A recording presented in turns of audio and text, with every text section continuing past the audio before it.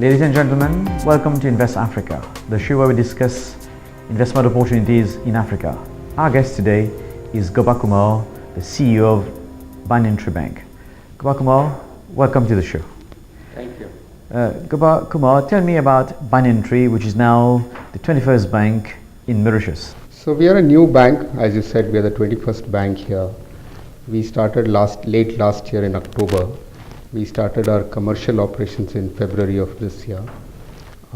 We are a bank which has been set up by both domestic and global investors. We have very well-known names from Mauritius who are investors in the bank. Names that many of you would probably know. A company like Terra, which is a listed company. There is Triolet Bus Service. They are a shareholder in the bank. There is the Beach & Company, which runs the Toyota Mauritius dealership. They are investors in the bank, followed by some other global investors. The target of the bank is to look at the wholesale and commercial banking business. We will not do so much on the retail side, except when it is very, very opportunistic.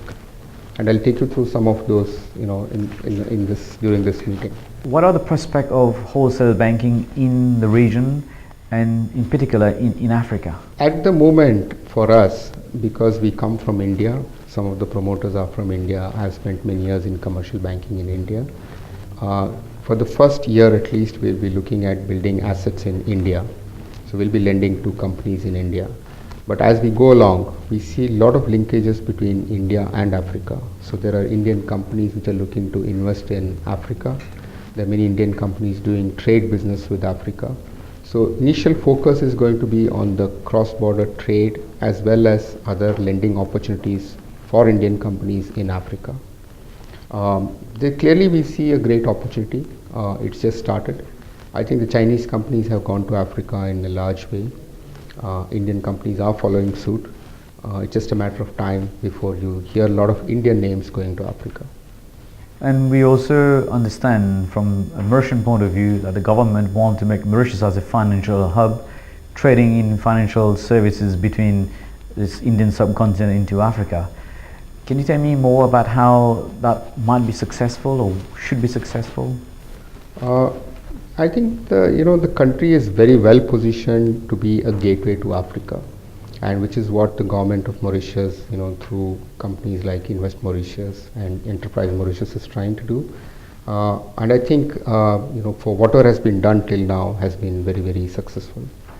Clearly, because of the nature of ease of doing business in Mauritius, it's very convenient for companies to come here, set up this as a hub, and then go into Africa. And I think in the long run, this is going to be very successful, very similar to the model that Singapore adopted many years ago, or Hong Kong, what Hong Kong did for China. I think clearly Mauritius has the opportunity to do that, and the government has put in the right set of infrastructure or institutions to be able to do that. And can you, Gopa Kumar, tell me more about some of the products that Banyan has launched recently? So as a new bank, right now our focus is on deposits. So we need the raw material to be able to build a balance sheet. Right now we are focusing on foreign currency deposits. We take US dollar deposits. We then deploy them in assets in India. So there is deposits and there is loans. We also, on the retail side, we launched a very interesting product called the Gold Savings Plan. And the Gold Savings Plan allows people to buy gold. What we do is, this is targeted at people who earn between 15 to 25,000 rupees a month. This is more as a savings product, which is why it is called a gold savings plan.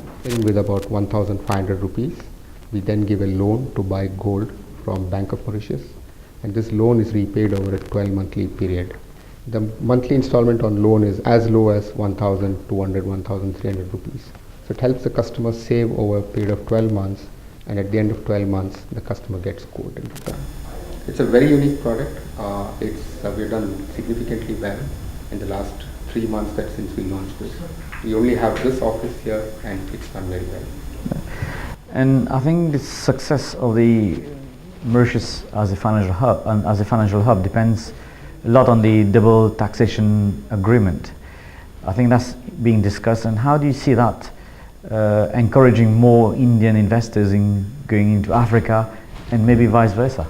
I think the DTA currently that's being negotiated is between investments into India and coming back into flow into Mauritius.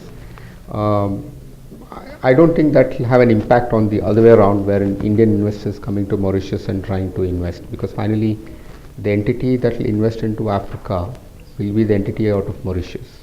So I think what is important for Indian companies looking to invest into Africa is the treaties that Mauritius has with African nations, and not really the other one. I know the other one is very widely discussed now, and that's more of flows that is going to India today, and where there is the expectation that it is going to be taxed. And I think there's a lot of negotiation happening. My view is that I think both nations need each other. It's just a matter of time when it will get settled. Yeah, and if you look at the potential in Africa, we always talk about the African line awakening now, but yet we see about 80% to 85% of most African consumers are in bank.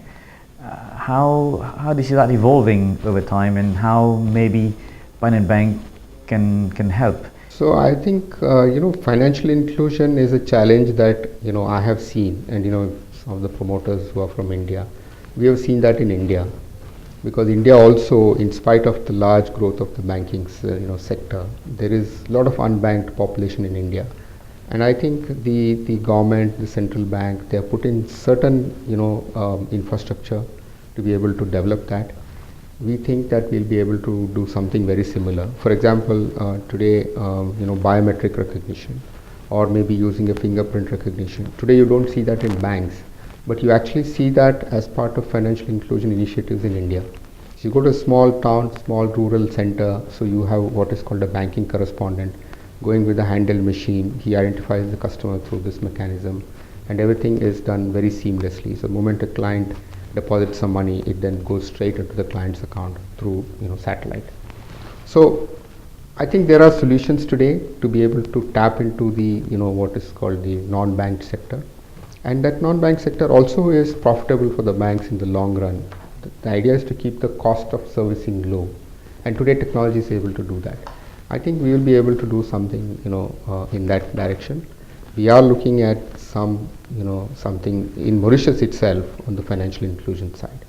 We will try and roll out some of those in the African nations. Gopal Kumar, it was a pleasure having you on the show. We had the opportunity to discuss about Banyan Tree, and thank you. Thank you so much.